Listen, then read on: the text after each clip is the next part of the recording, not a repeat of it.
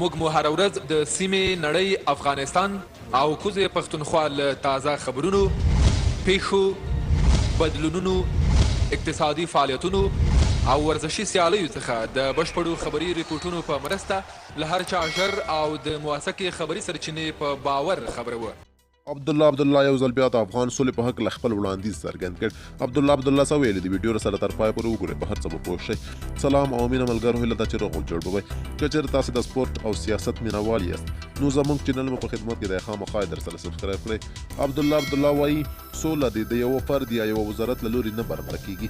سوله باید انحصار نشي، ځکه دا د هر افغان هیله ده. اجرایي رئیس ډاکټر عبدالله نن د وزیرانو شورا په غونډه کې د خبرو پر مهال وویل افغانان سوله غواړي او د سولې روانه پروسه باید انحصار نشي.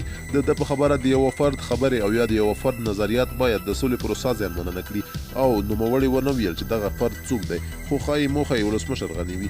نوموړي د سولې په برخه کې د دولت وزارت رامنځته کول هم اغېزناک نه بولي او په خبره یې وزارت نشي کولی چې افغانستان ته سوله راولي او یا په دې اړه د افغانانو هیله پوره کړي.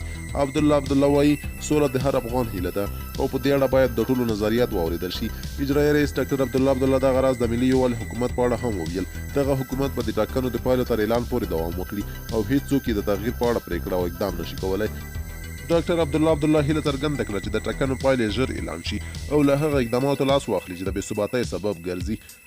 دا په داسې حال کې ده چې کابو میاشت وړاندې د افغانستان د جمهوري ریاست د ټاکنو پایلې اعلان شوې او له مخې یې ولسمشر غني په لوی توپیر ټولو ته ماته ورکړه او بریا یې خپله کړه. خو وروسته بیا ځینو انتخاباتي ټیمونو د دغه نتیجو د اعلان سره کلک غبرګون وښود او دغه نتیجې یې ناڅرګندې او غلطې وبللې چې تر ټولو مخکې د عبدالله په مشرۍ د ثبات او همپالنې ټیم و. عبدالله وایي هېڅکله هم دغه رایې ورته د منلو وړ نه دي او د هغه 300,000 رایو د باطلولو په نتیجه کې به دغه رایې ومني چې د دولت ساز ټیم ته کارول شوي دي، خو دولت ساز ټیم تر اوسه په دې هکله څه نه دي ویلي. د یادونې وړ ده چې د دې موضوع په ترڅ کې د ثبات او همپالنې ټیم له لوري له 4,000 زیات شکایتونه ثبت شوي دي چې لا تر اوسه هم تر څېړنې لاندې دي او ښایي د انتخاباتو ابتدایي نتایج تر 2 میاشتو پورې هم وځنډېږي.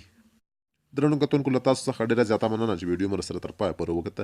که ویډیو مو خوښه شوې وي لایک او شیر یې کړئ او همدارنګه زموږ چینل هم درسره سبسکرایب کړئ. تر یوې بلې نوې ویډیو پورې د خدای په امان.